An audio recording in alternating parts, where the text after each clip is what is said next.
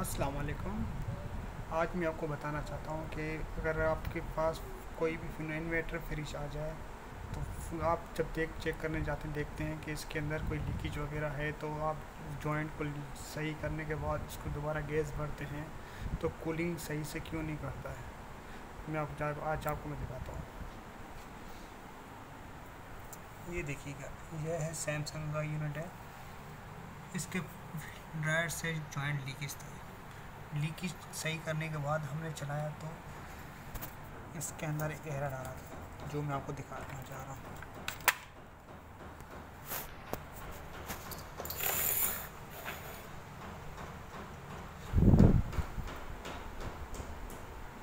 ये जो light blink कर रही है, आप देख सकते हैं, ये इन्वर्टर कार्ड है। इसके अंदर लाइट कंटिन्यू चलना चाहिए, इसका मतलब आपका इन्वर्टर कार्ड बिल्कुल सही है, कंप्रेसर ऑन हो चुका है।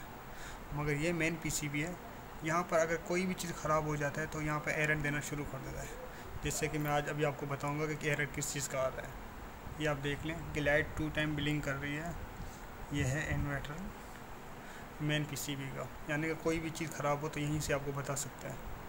इसके अंदर क्या चीज़ ख़राब है आइए मैं आपको दिखाता हूँ।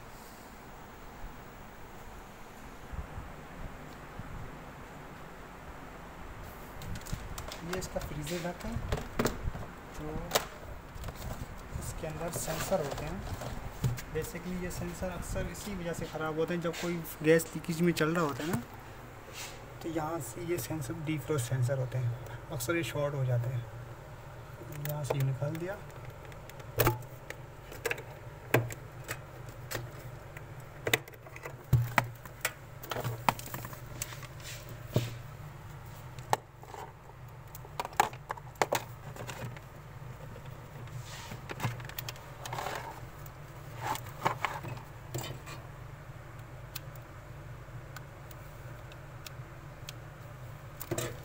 इसकी वैल्यूज चेक करेंगे ये ख़राब है या सही।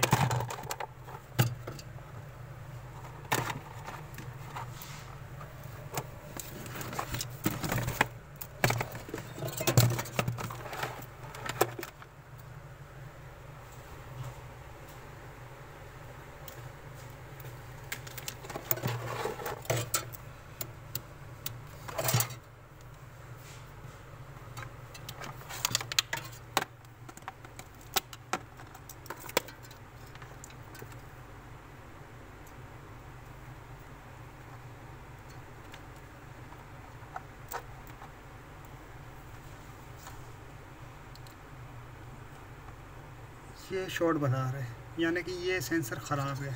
तो हम सेंसर को चेंज करके देख लेते हैं। ये हमारे पास दूसरा सेंसर है, इसी को चेक कर लेते हैं।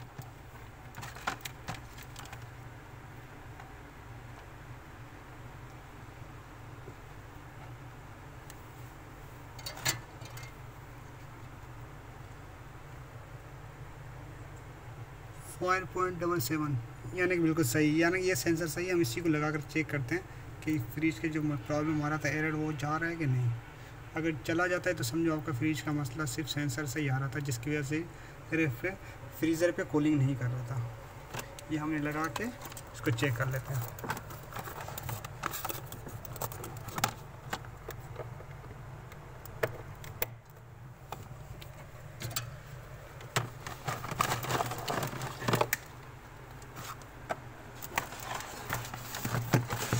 इसको बाद में फिट कर लेंगे।